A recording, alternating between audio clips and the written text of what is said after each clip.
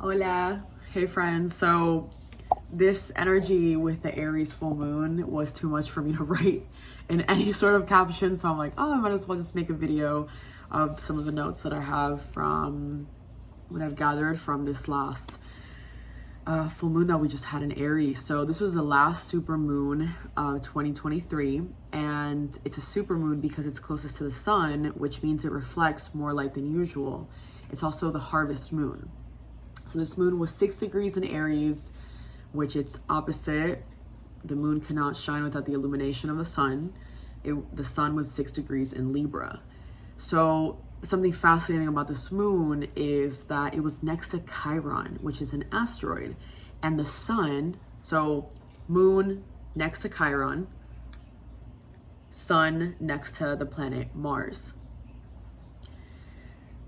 which Mars is the ruler of this moon because the moon was in Aries. The ruler of Aries is the planet Mars. It's the warrior, the planet of fire, of ignition, of the entrepreneur. I'm gonna take these glasses off actually.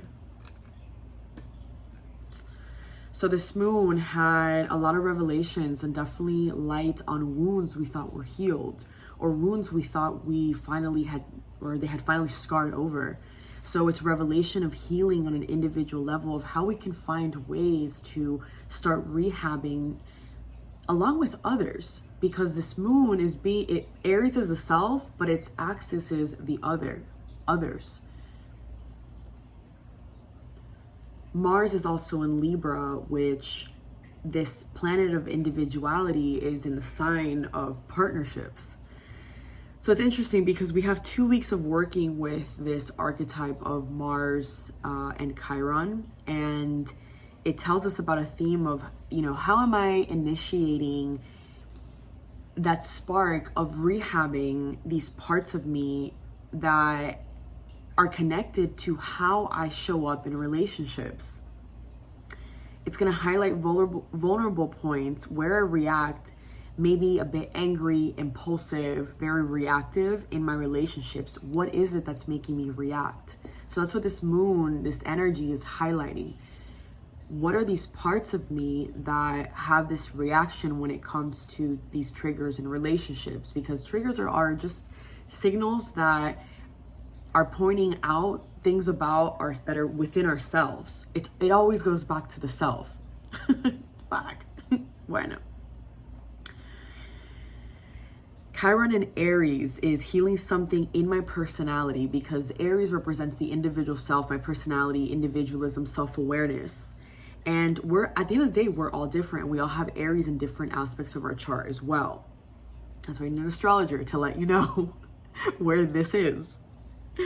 So we're healing also for our need for sovereignty, because again, Aries represents that individual self, who I am without the other, who I am without societal structures, who I am without programming. It's my truest essence, it's authenticity.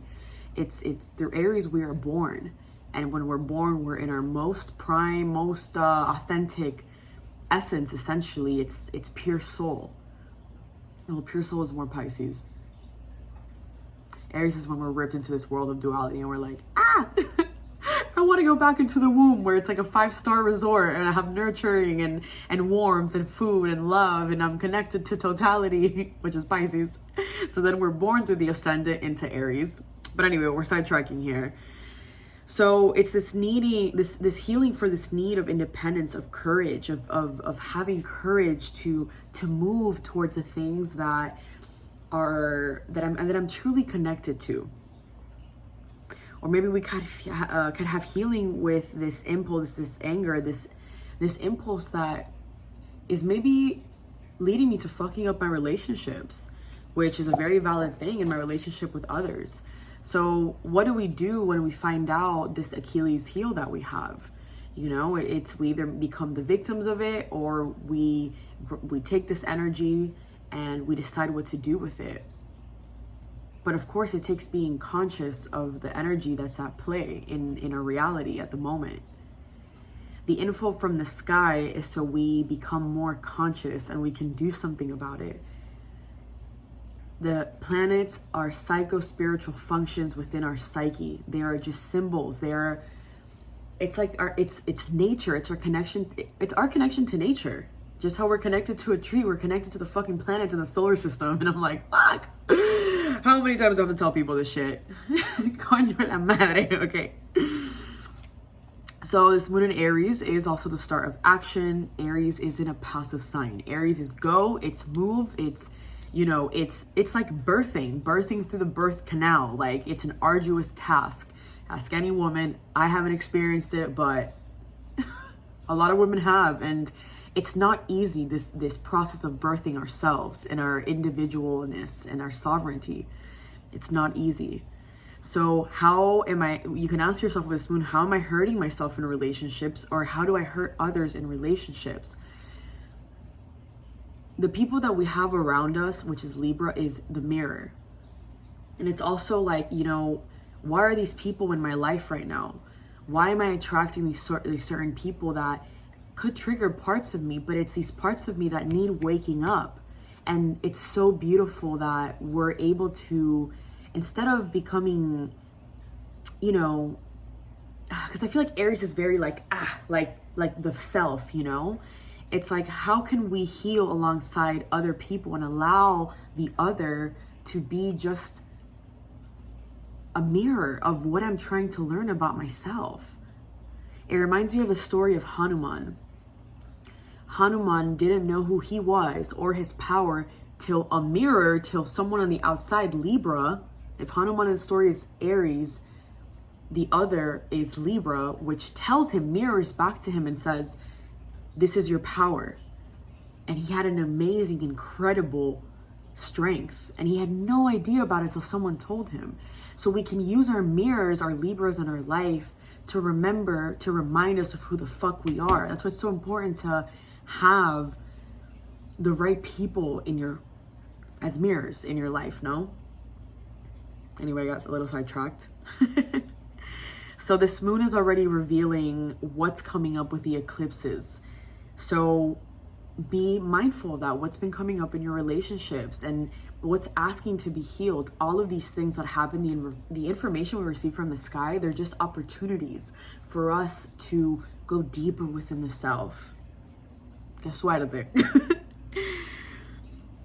So, of course, you know, its axis is Libra, and we're going to be working on this because Chiron is going to be in Aries for a little while more, but this energy is going to be available to us till 2025. And guys, like, por vida de Dios, por vida querido, just listen to like my ancestors. Healing is not a fast or quick or linear thing. It's a fucking process. And the process of healing is an experience.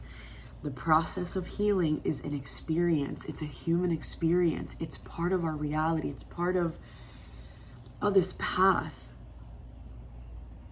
Everything is happening for us to remember who we are. Earth is just a school for our souls. You chose your chart. You chose these energies.